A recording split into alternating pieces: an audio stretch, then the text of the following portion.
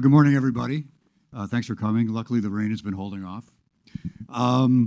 We've got a great panel today. From my right to the left is Seleta Reynolds, who is Chief Innovation Officer for LA Metro, and really the reigning monarch of the LA transportation scene.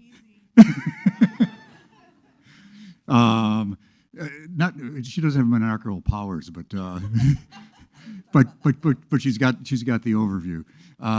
Bradley Tusk, a famous consultant and political player in many ways, and who has just written a book.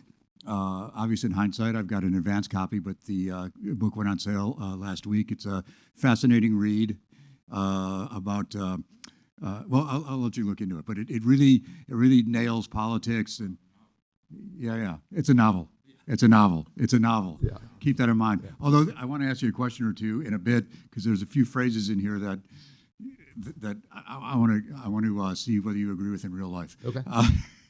And Eulois Cleckley from the he's at the Department of Public in charge of the Public Works Department in Miami-Dade County, Florida. And the Miami area is a real pioneer in mobility and autonomy. There's Argo did leave there, but it wasn't Miami's fault. They loved working in Miami. It was Ford's decision. So, but Miami knows a lot about this stuff.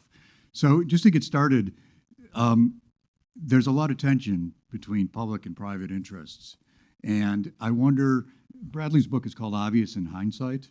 So what's obvious in hindsight at this moment, a few weeks after Cruise suspended its operations? There's all kinds of, the world seems to be, on fire now, or is on fire in some places. So it's a very kind of scary time, but it's really a time where people are looking back and asking themselves, what did we do wrong, and what should we do for the future? So in hindsight, I'll start with Seleta. What lessons have we learned over the last few years, and what path do you see going forward to ensuring mobility for everyone, but also safety, transparency, and the public interest? So just a small question to start us off on, right? Yeah. It's just a thing. Okay, cool. I think for me, one of the obvious things in hindsight is just how meaningful the collective power is of cities in particular, and right-of-way owners when they can align. And here I'm thinking specifically about the rollout of the mobility data specifications and the formation of the Open Mobility Foundation, which did have some incredible private company partners that were involved from the beginning. It is a public-private forum, but the power of that organization was about cities deciding that even though each of us has a very different set of political realities or policies or goals that we're trying to achieve, that we have as a marketplace aggregate power when we come together that really can allow us to establish even footing with product companies in the private sector that is to the benefit of everyone, whether they admit it or not. There is a benefit when regulators have a role in the launch of new technologies, because there's more of a shared responsibility and ownership of outcomes when that occurs. And so when things go sideways, like they have with Cruise, there's more sort of there's less exposure for companies because they've submitted to and been subjected to a little more oversight from cities. But it's not possible for one city to do it by itself. For a lot of good reasons. And so letting go of a little bit of our sort of reverse exceptionalism, where we sort of think like, oh, but we're Los Angeles, so with that we can't do whatever Dallas is doing. If we can just get over ourselves a little bit and let go of that, there's tremendous benefit for us. Applause. Wow. Okay. So somebody from Dallas in the room or what? No, they live in LA, they know. Yeah. You want me to try to follow that? Yeah. All right, great, thanks. No, I think what is obvious to a certain extent is you have these two sides, right? You have people like me or venture capitalists or tech founders, and then you have regulators and people who are really part of the system. and neither of their underlying view really proved to be right. So this notion in Silicon Valley that all regulation is bad, and even it persists today. I mean, Mark Andreessen released like a tech manifesto a couple of weeks ago that basically reinforced that notion, and like that's absurd, right? And the notion from regulators, whether it's transportation or insurance or any number of different sectors, that we shouldn't try to do things differently and better, and we have to look out for the current interests in the system, is equally absurd and corrupt. And I think finally what we're seeing is people on both sides, to a certain extent, understanding, regulation is not inherently good or bad, but it is inherently needed, right? And I say this as the person often fighting against the regulation. And to a certain extent, you can't have a successful company if you don't have a marketplace with clear rules and clear policies and everything else. And at the same time, if you are over-regulating things to death, or you are not really thinking about the underlying interests of the consumers, or you are too worried about protecting the people who you're supposed to regulate, then you hamper a lot of innovation that could make people's lives better. And so I think, like, for example, when I ran the campaigns to legalize Uber around the country, it was pretty binary, right? I mean, it was just, we were fighting with taxi, we were fighting with the regulators, and it was a brutal political fight in every single jurisdiction. Fast forward 5-6 years later, when we were trying to legalize electric scooters in Bird, it was a much better process, more collaborative. I think the regulators realized that they couldn't just like scoff at it and have it go away, because they learned a painful lesson when their bosses got politically beat up for it. And I think the startups started to realize that, like, just because there's regulation doesn't mean that that's just like some impediment to growth or innovation or anything else. It's very necessary. And so I think that there is, and partly it's because of people like Seleta, who I think understand this in a much more sophisticated way than a lot of others, that we're reaching that point where there is at least more collaboration. And yeah, the cruise thing clearly seems like that went wrong. But I think at least now we can kind of realize that quicker and sort of adjust to it better. Yes. Sure. I'll just piggyback on what Bradley was talking about. It really, the term that was used with both of you guys was regulators, which I don't like. You guys didn't hear that joke from Seleta. So, but anyways, but regulators typically. It's a little early, but it's a little. That was very LA too. But the focus on regulation really lends itself to be focused on bureaucracy. And I think that's not where we're trying to go. Like, in order for any type of new technology to enter the marketplace, especially dealing with the public in a mobility sense, you want to make sure that there's a culture of innovation. And that starts with leadership and understanding that as we move into the next generation of mobility, don't just start off with regulation, start off with the reason why you are willing to accept new technologies and build in a culture of innovation.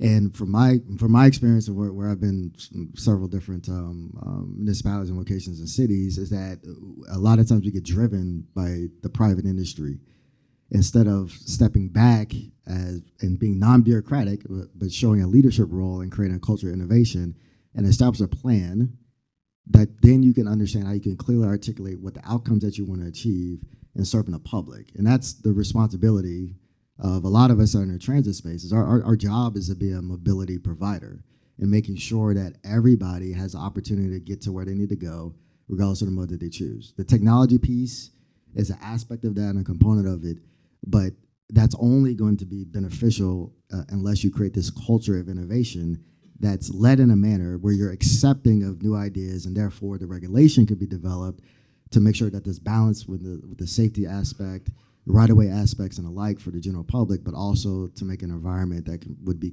conducive for private industry. So, I think as we move forward, this is not going to end, but to reduce the friction, I think it's up to the public sector to make sure we have the proper mindset and create that culture of innovation that everybody can benefit from, both on the public and private side. Can I just observe one thing, which is something Bradley said struck me. He said, regulation is neither good nor bad.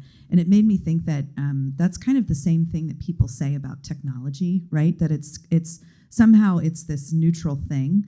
And maybe, perhaps you could look at regulation the same way, but I actually think that for both regulation and technology, it maybe is true that you don't assign a value judgment to it, it's good or it's bad, but it has an agenda because you cannot divorce either one of those things from the humans who are interacting with it, building it, making decisions about it. And I think that, not to keep, beating that dead horse, but I think that the cruise example is a great example of that. The technology itself was good, but it was the decision making behind how the technology deployed or didn't deploy that's made by humans, right? And so I think that's the thing that I think is sometimes missed in these conversations about public versus private, and where the missing pieces are to make that work better. Yeah. It's really more about the level of sophistication, understanding, and empathy and compassion that both sides have. Can I challenge you a little bit on the technology is good? It's pretty amazing what they've been able to do. However, just this year in San Francisco, the cruise road taxis were blocking fire trucks, that's what I'm saying. I think it's a fallacy to say that either of those things, regulation or technology, is neutral. Right. Right. Yeah. It's saying whether it's not, it doesn't come in as good or bad. That's true. Yeah. But it's neither one of those things are ever neutral, because you cannot divorce them from the human beings that create them. But we don't live in an age of moderation and neutrality. We live in a binary age. What are you talking about? Where no idea. Where is this coming from? Well, we do. If you look at national politics, international politics, the way the culture's going, the way people talk on Twitter or X or whatever, people are just they're picking their tribes, and they're fighting each other. Yeah, we're addicted to duality. I mean, even in the title of our session here. Yeah. Yeah, but I would argue, now we're a little off transportation, but that's okay. The underlying problem. These people are ready for it. They need a little palate cleanser. They've had enough transportation. Yeah. So just a little bit. So I've worked in city government, state government, federal government, executive branch, legislative branch, run campaigns. Kind of feel like I've seen it from every angle. Sure. And the politics we have is just the reflection of the inputs the politicians are given, right? Sure. And the reason why everything at least feels and seems crazy is we live in a world with gerrymandering where the only election that ever really matters is the primary. Primary turnout is typically 10 to 15%. Right. Those are the furthest left or the furthest right or a bunch of special interests. And as a result, the inputs the politicians are given are act like a lunatic, because that's what the people who actually show up to decide on your fate want you to do. I don't think when you kind of look at the polling, even abortion, right? Like 2/3 of the country actually kind of has a similar view on it, right? Guns, take on 70% of the country, I think, does say in polling, we should neither confiscate everyone's guns, nor should we make it really easy to walk into a store and walk out with an AK-47. Right.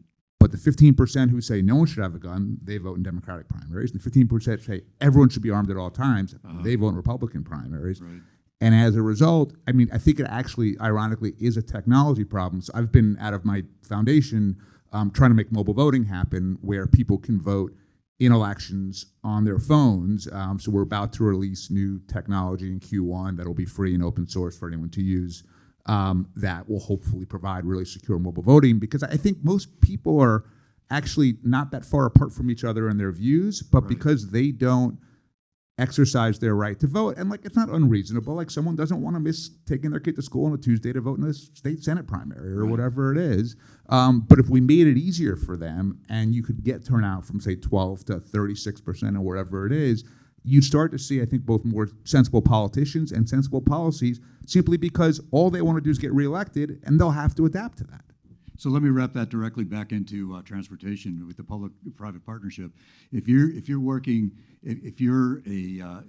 a bureaucracy, or if you're a regulator, or if you're with a public agency that's trying to innovate and trying to work out regulations that can, both promote innovation and promote public safety and transparency, yet you're dealing with a political level that is totally dysfunctional. How do you guys survive?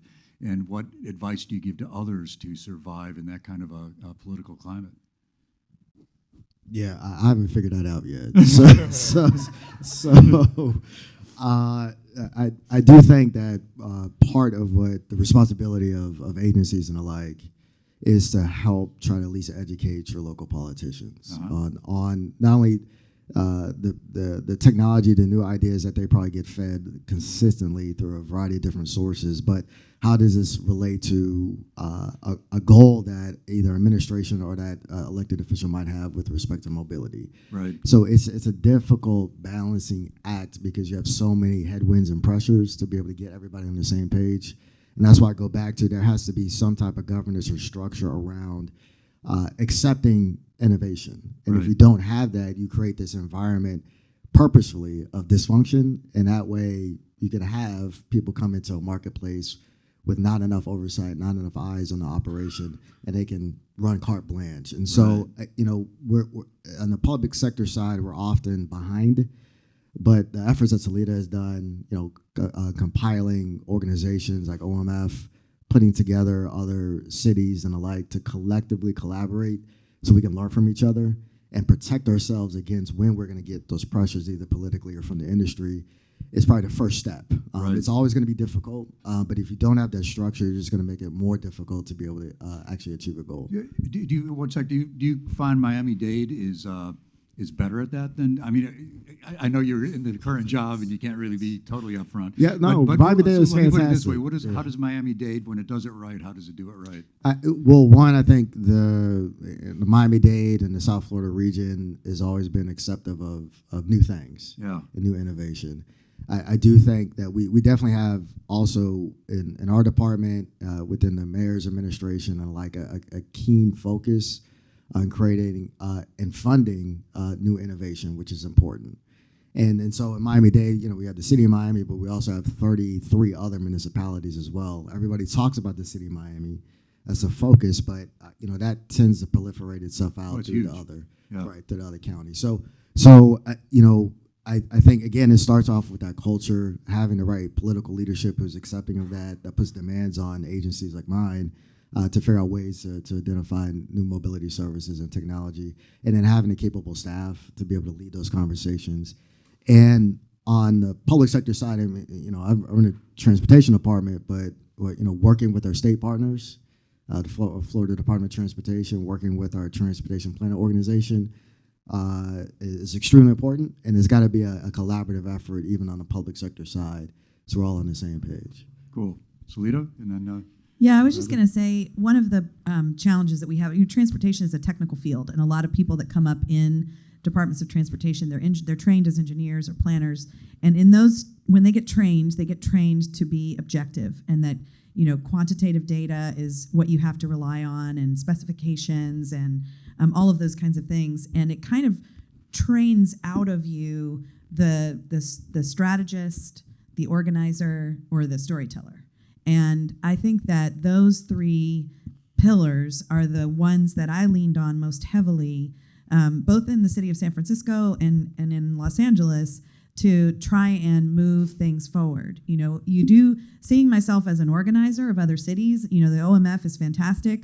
There's also the California Association of City Transportation Institutions, CACTI, cutest acronym ever, that Ed Riskin, when he was in charge of SFMTA, and I created and started right when I started at LADOT. Without that group, we would not have gotten the wins that we got on changing the 85th percentile rule, maybe even on automated enforcement, and that is just collective organizing among city transportation people, and then getting out and frankly, being the tip of the spear and telling the story over and over again repeatedly. There's a personal cost that came with that, but it absolutely was important for people to hear me talk about what I was doing in my own words over and over again, because cities don't have budgets to break through in some of the most expensive media markets in the world. And other people were telling our story for us. Mm-hmm. And so that piece is really important. And then seeing yourself as a strategist, these leadership jobs are pseudo-political. They're mashed between the political layer and the professional layer of the city. So you have to be able to kind of move between both of them and not fool yourself into thinking that you're on one side or the other exclusively. Right. Good. Bradley. Yeah, I mean, I would say that the interests of constituents and the interests of consumers are more aligned than I think either side tends to realize, right? And the reality is, if we're investing in a startup, if it doesn't matter how great the technology is, if the people don't want to use it, it makes no difference at all, right? Either there's product market fit or there's not, and if the demand isn't there, all of it's irrelevant. And same thing on the regulatory side, right? Which is, yes, there's the system and people want to protect the system and sort of think about it in the way that they like to think about it. But if the consumers are really unhappy, then you're not doing your job, right? And I think when you can align those two things, it actually works pretty well, because then the politician is rewarded and they're the ones who appoint the regulators, and the company is rewarded. And so I think if you can try to find that commonality, like the reason why, for example, say Uber worked is taxi was terrible, right? And in this case, the regulators were so invested in protecting a broken system that it was easy to defeat that, and they lost.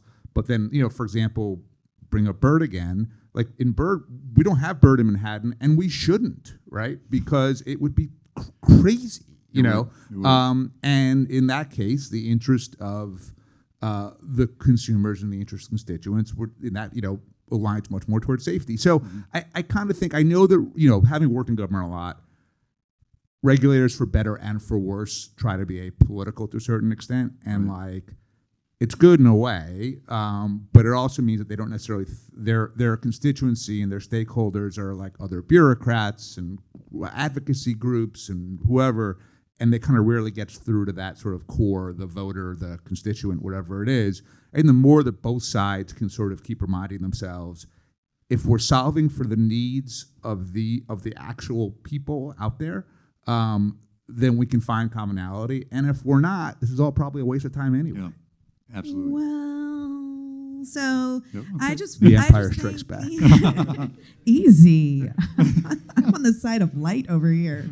I'm a Jedi, okay, not a Sith Lord. So I do think there is kind of a foundational tension between the technology that we've seen the private markets invest in and get rolled out in cities, and the responsibility of the people who own the infrastructure, right? And that is the tension between optimizing for individual efficiency, which every consumer wants, right? Especially those of means.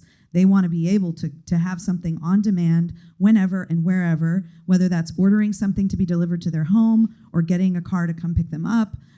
They want that right away, and they want to be able to, and in order to provide that, that means you have to have a base kind of level of fleet circulating around the city at any given time. That is in direct conflict with the, infrastructure owner responsibilities, which are about climate, or they're about safety, or they're about equity, and sometimes those things clash. And that's where you see the biggest pain points for public-private alignment, is that you can't return value to shareholders if you cannot demonstrate a market for your goods. Right. And to demonstrate a market for your goods, the consumer is going to want what they want, which is individual efficiency. But government is playing a long game against bigger goals. I mean, in one of the stories of the way that California cleaned up its air is a story of regulation. So we're the home of Silicon Valley and innovation, but we're also a state that really believes in the power of good regulation and for the collective good, right? Because that's kind of the long game play, because we don't have endless dirt for people to circulate the city and drive around. We have a limited, finite resource that we have to manage. And I think that's the place where we don't often get down to that fundamental and foundational point where people can be real brutally honest about what they're trying to do, and then maybe you can find some give on both sides. Right. So can I follow up on that? Yeah, sure. How can we get to that point, right? Because it goes back at the very beginning. What's the problem that we're trying to solve, and who are you solving it for? And that's been one of my concerns on the tech side, is that, as somebody who's responsible for moving the public, and of course, no matter everybody's a transportation expert, so you're not going to settle in on one. Yeah, if they have a driver's license, right, definitely an expert. So you can design everything, and you know exactly what the options that need to be available for folks. Same but for education, right? right. But in the context of trying to work together between public and private, how can we get to a point where we understand what's the problem that we are truly trying to solve? We understand on the private sector side, you know, you have investors, you need to, you know, show some returns and the like.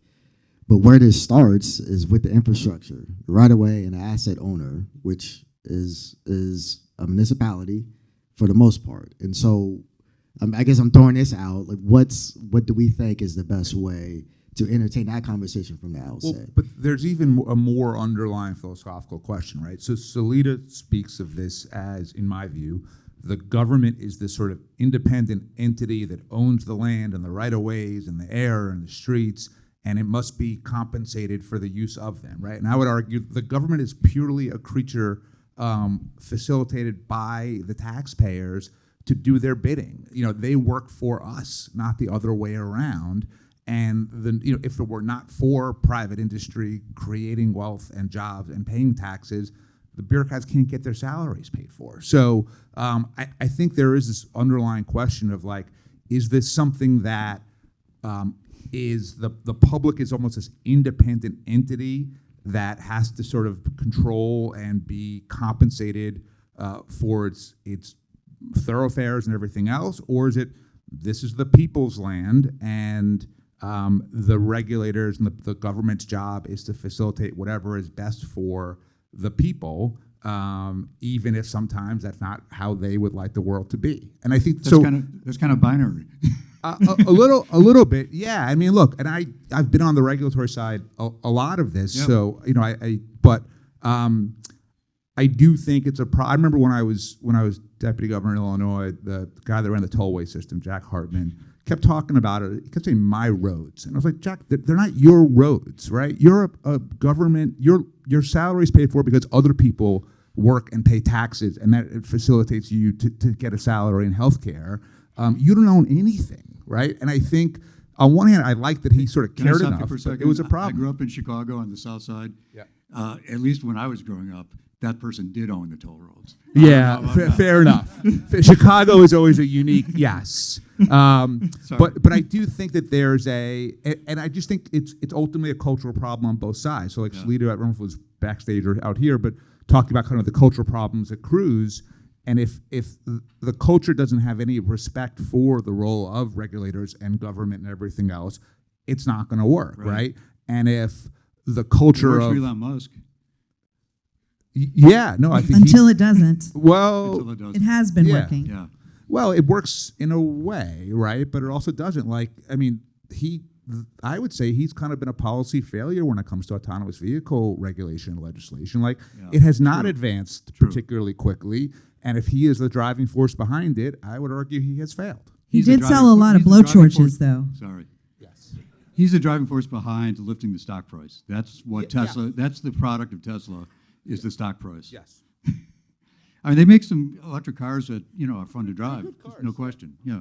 Well, I don't know if they're good cars, but they're fun to drive. Yeah, right. Yeah, and they're definitely, look, nobody is, above sort of cultural sort of investigation and try and work, right, on either side.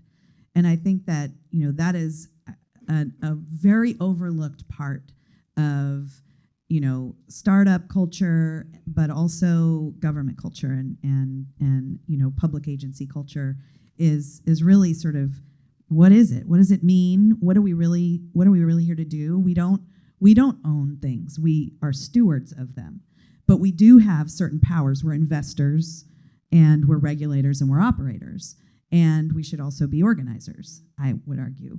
So, understanding how to create that culture where the regulatory side can fully embody those roles in a healthy way is just as important as getting the culture right on the private sector side. This gets a little maybe too granular for an international audience, but in California, the cities are hamstrung when it comes to any kind of regulation on autonomous vehicles. A big problem. Now, I can see from the other side where if you're trying to run a business and you don't want talk about a 50-state patchwork, you get crazy.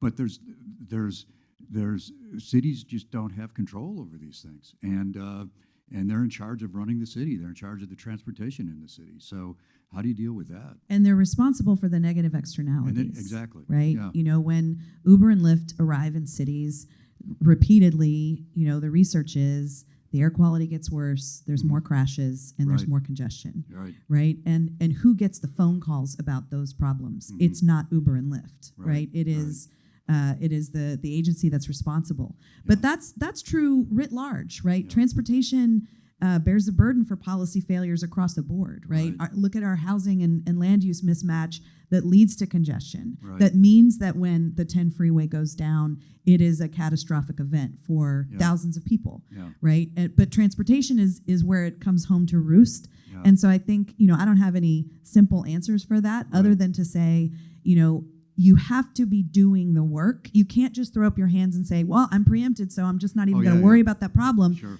Think about the problem, figure out what you would do if you Right. could, and wait for your moment. Right. Because sometimes your moment arrives, and then you can actually demonstrate that you could get a better outcome if you were allowed more regulatory oversight or authority. You may know Sacramento. I'm sure you know Sacramento better than I do. But this could be one of those moments where there could be some shifting because of the crew situation.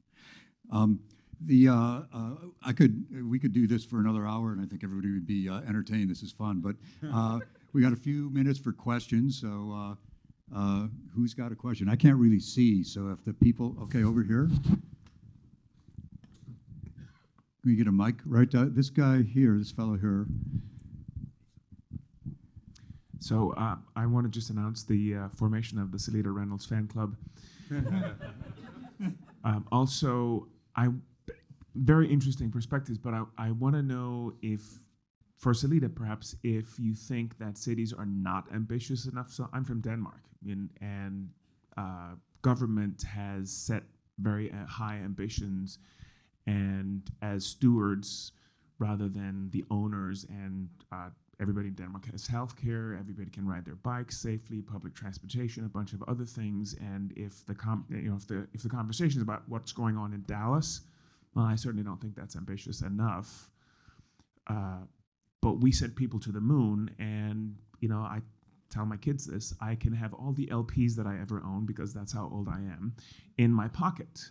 And if that storytelling is missing from the engineers, then it seems to me that we, just lack the capacity even to be ambitious enough. But I am interested to hear also what Bradley has to say about it. But all of you should read Mariana Mazzucato's books if you haven't already. Mission Economy is terrific, and The Entrepreneurial State. Could you say the name again? I missed that. Mariana Mazzucato. Okay. She's a professor at University College London, has some terrific books. Yeah, I mean, I think to a certain extent what you're really saying is we need leaders with more vision, right? Because you have, at one point, you had the vision and the will to fund the mission to put people on the moon, and it succeeded, and we don't really have that today at most levels of government, right? And it is, in some ways, it's because if every policy output is the result of a political input, and the political inputs are coming from a handful of very loud and small sources, it encourages all the worst behavior. And rather than encouraging people to think big, it just says the more that you just sort of focus on, petty grievances, what Trump does, right? Then that becomes the form of politics. And so, yeah, I mean, we would get better elected officials if people thought they could get more done in government. We could get more done in government if the politics weren't so driven by a small minority of people who actually vote, especially in primaries. And so to me, like, the unlock to the whole system is to radically increase primary turnout, because then you get more centrist policies, more political sort of will for compromise and consensus, because nothing harder can get done without that. And then government feels like a less miserable place to work.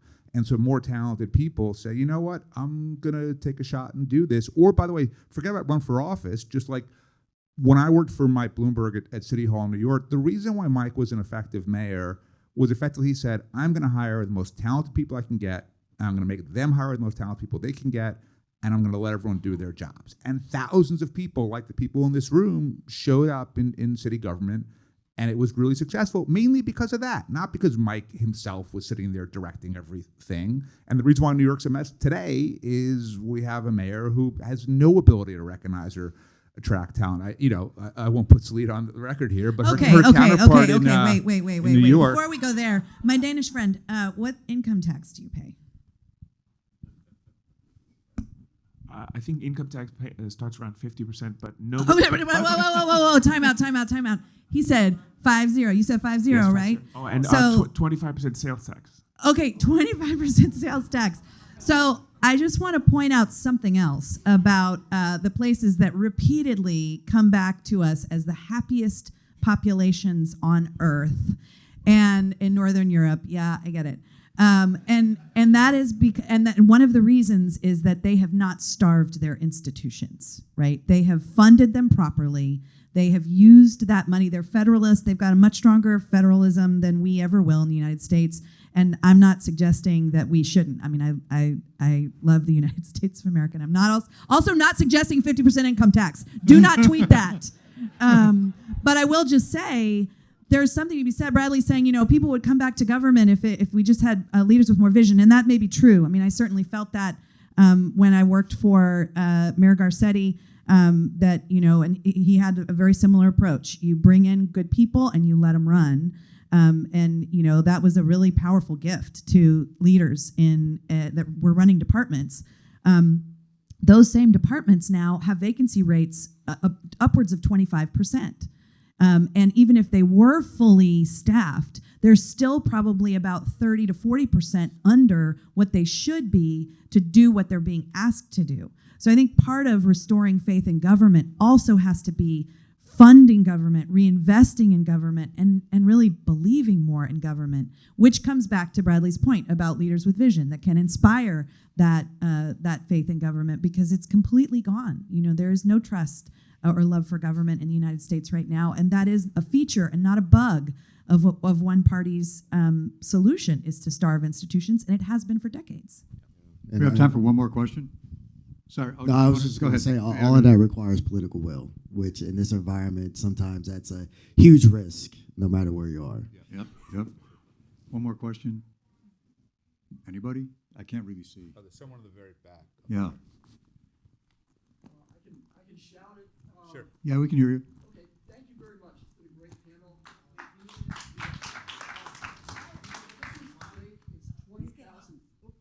It's 20,000 feet. It's wonderful. Can you drill down a little bit to 10,000 feet? And respectively, love to hear what the special sauce is for creating PPPs that work. I work for a local council of governments. We're constantly trying to figure that out, because at the end of the day, it's RFPs, right, that fund these kind of projects from a municipal level for local level. And want to build an RFP, write one that makes sense. It tells this story to the private sector: we want to do business with you. And from the public sector, it gives us the level of trust and confidence that we're going to get what we pay for, and the vision will be accomplished. But the language, how do you develop that trust within the context of that kind of process? Yeah. Each take a turn, but sound bites, because we're almost done here. So we can follow up and talk with you later, because that's a long, extended response there. But it really it depends on the infrastructure side. Typically, P3s are a lot much more structured versus on the tech side or mobility services side. So I would say that there's plenty of examples, and in Miami and in Florida, we do have a very structured process to accept unsolicited proposals, as well as figure out how we evaluate those P3 opportunities are the best investment for the county. Yeah, I mean, I would just say it gets back to what do the actual people need, as opposed to what's the best interest of infrastructure funds or tech investors or advocacy groups or entrenched interests. When they're the ones whose interests are being looked out for and fought over, then oftentimes you're just not getting to the core of the thing, which is, does the public want and need this thing, whether it's a PPP of a road or a consumer product or anything else? That focus needs to be a lot more. When I was younger, every time anything would go wrong, my mother would give me NyQuil. Like, oh, you got a stuffy nose? Take some NyQuil. Oh, you skinned your knee? Take some NyQuil, right? Like, and I, as a parent now, I appreciate but did not emulate that strategy. But I would just say that sometimes I think we get caught up in any procurement mechanism, P3 or otherwise, and we just get caught up in the mechanism and we try and apply it all over the place, and it doesn't always work. I think the rollout of the electric vehicle car sharing in the city of Los Angeles was an example of a P3 that worked, and that's because community-based organizations designed the procurement strategy, and because the procurement strategy was put in place to deal with a very specific problem, which was about like not having this company be saddled with having to compensate the city for lost meter revenue. So be real specific about what problem are you trying to solve, and then figure out what the right procurement mechanism is, and then design it purpose-built to address specifically the problem that you have. And then also just talk to as many people as you can, and many companies as you can, to understand how you build some wins for them into whatever you're creating. Metro, the Office of Strategic Innovation, has an unsolicited proposals process, and the biggest wins there, I mean, there have been some large projects that have come out of that, which have been great, but some of them are really small. Like there's a deployment now from a company called Throne, who makes toilets, at many of our stations, and we're having tremendous success because we created a process for companies that have, small but have big ideas that solve massive problems, that can come through that portal. So sometimes it's not about the procurement itself; it's about creating an ongoing, rolling process for that kind of public-private partnership. Cool. Before I thank the panel, I want to plug Bradley's book again. I read it yesterday. This is novel. It's fun to read. If you're interested in politics, it takes this, I hope you agree with my characterization, it casts a harsh light, a realistic light on politics, and comes right up to the edge of cynicism without quite going over it. Oh, I would say it's way over the edge of cynicism, but yeah. But yeah, Well, I'm glad right. you liked it, yeah. Well, I don't know, because you see some light at the end of the tunnel potentially. Yeah. With your, I mean, it's with got to your- end on a somewhat hopeful Yeah. note. It's Yeah, not yeah. a train. Yeah. The But it's- book's about, if you're interested, it's about a campaign to legalize flying cars in LA, New York, and Austin. On one side is the flying car startup and their vicious political consultants, and the other side is Uber, the Autobahn Society, the socialists, the transit unions, and the Russian mob. And it's absurdist, fun. but It's fun. maybe a little less absurdist than you think. It is a novel, right? Yes. Okay. All right, very good. Okay, thanks everybody. Thank you.